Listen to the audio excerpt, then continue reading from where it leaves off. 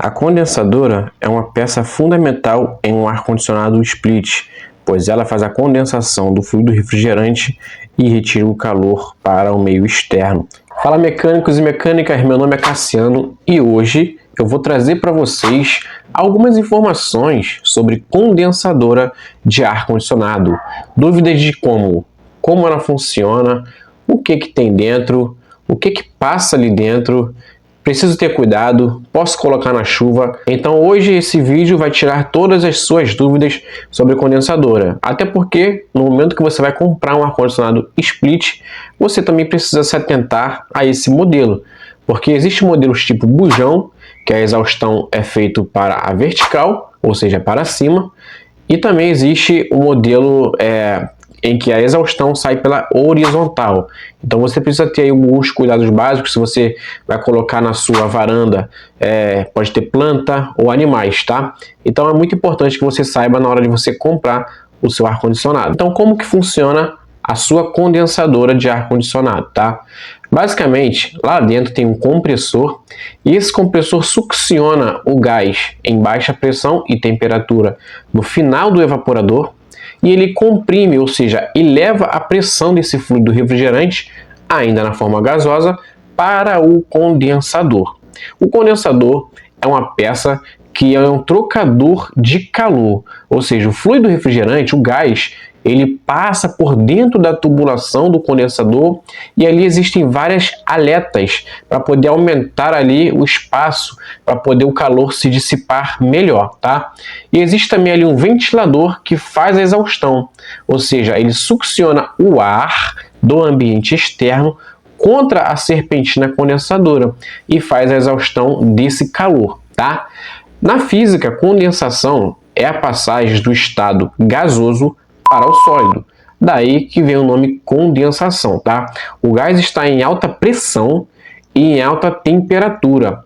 E à medida que ele vai passando pela condensadora e ele vai condensando, esse gás vai se tornando líquido. Exatamente. O gás na forma de vapor, ele passa para a forma líquida. E após o final do condensador, ele entra ali no dispositivo de expansão, que pode ser um tubo capilar, e vai evaporar lá no evaporador. E depois volta ao ciclo novamente, tá? Componentes do condensador. Ventilador.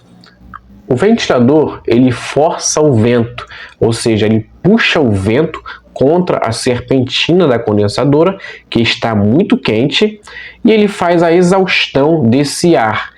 O ar fresco entra, bate na serpentina, a serpentina está quente. E quando sai o vento já sai quente, ou por cima ou pela horizontal, que é pela frente. Então o ar fresco, ele bate na serpentina, troca calor com a serpentina e o ar depois sai quente, ou para cima ou pela horizontal, dependendo do modelo da condensadora. Compressor. O compressor basicamente ele faz a compressão do gás. Ele puxa o gás, succiona na forma gasosa a baixa pressão e temperatura do evaporador e eleva essa pressão em direção ao condensador. Condensador. O condensador, ele é um trocador de calor, como nós já vimos, e ele recebe esse fluido refrigerante proveniente do compressor. E ali ele faz a condensação e toda a troca de calor. E nisso ele consegue baixar um pouco também essa pressão e a temperatura do fluido refrigerante para depois entrar no dispositivo de expansão.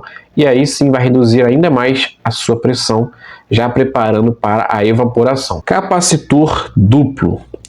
Bom, nos modelos on-off nós temos um capacitor duplo no ar-condicionado e esse capacitor também fica na condensadora, tudo lá dentro. Então esse capacitor sendo duplo, ele liga tanto o compressor quanto também liga o ventilador. Basicamente ele serve para isso, para ligar o compressor e o ventilador. Existem também os capacitores independentes, ou seja, um capacitor só para o compressor e um capacitor só para o ventilador, ou o duplo, né, como a gente acabou de ver. Borneira. Na borneira, onde se recebe o cabo PP. Basicamente é onde nós conectamos os terminais elétricos.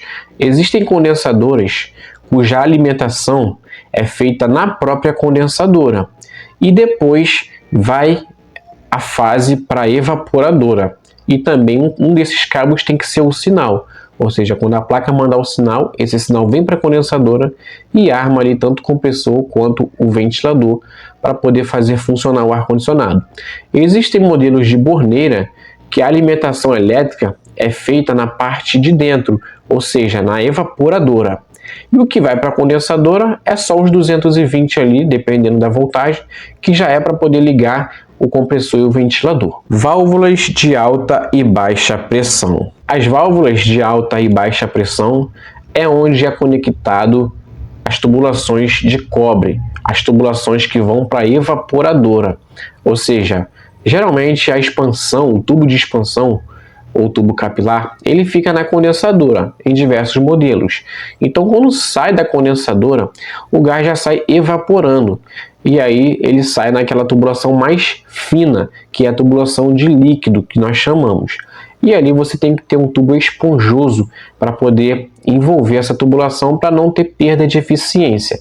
E após passar por todo o evaporador, retorna pela outra tubulação, que é a mais grossa, que é a sucção do compressor.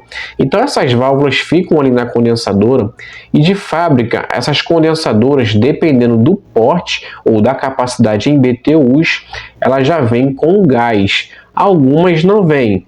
Por exemplo, nós temos o modelo Elgin, que a partir dos 36.000 BTUs ele só vem com 500 gramas de gás. Exatamente. Esse gás fica na condensadora e quando você faz as conexões ali das tubulações, né, as porcas flange, você flangeia, dá o vácuo, ali você abre o tampão e tem o parafuso Allen. Quando você abre esse parafuso, ele libera o fluido refrigerante. É necessário abrir as duas válvulas e aí o gás circula de uma máquina para outra. Cuidados com a sua condensadora. Bom, por ficar num ambiente exposto, é muito importante que quando você chamar alguém para poder fazer a instalação, que fique pelo menos em um local coberto, ou seja, na sua varanda ou no seu quintal embaixo de um telhado, para poder proteger da chuva e do sol, mas por questões de conservação. Por quê? Se você pegar uma máquina que fica no sol e na chuva, ela vai se deteriorar muito rapidamente. Agora, se você instalar sua máquina em um ambiente seco e arejado, protegido do tempo, você está dando uma vida útil a mais para sua máquina. Porém, a máquina foi feita para ficar no ambiente externo, nas intempéries, chuva, sol, neve, o que for. A máquina é blindada ali e não passa água para o ventilador ou para o condensador, porque ela já foi fabricada para ficar exposta à chuva e ao sol. Mas, se você puder evitar deixar no tempo, você deixa no local seco e arejado, que assim você vai estar aumentando a vida útil da sua máquina. É muito importante você estar sempre limpando a sua máquina. Muitas das vezes, a gente olha para a condensadora, às vezes a gente consegue até observar o outro lado, ou seja, você olha pelas aletas, você consegue enxergar a tubulação, consegue enxergar às vezes até o outro lado. Porém, quando você joga água, é que você vê aquele caldo preto caindo, a sujeira caindo que está ali incrustada. Então é sempre bom você estar lavando a condensadora. Logicamente, você tem que chamar alguém que trabalhe com isso, um profissional, que ele vai estar realizando ali toda essa limpeza. Isso porque a poeira que fica ali, ela acaba atrapalhando a condensação e a troca de calor da condensadora, baixando o rendimento do seu equipamento e gastando muito mais energia elétrica. E essa é a hora que eu peço para vocês se inscreverem no meu canal e ativar o sininho das notificações e também deixar aquele like. Eu vou ficando por aqui, espero que você tenha gostado. Até o próximo vídeo.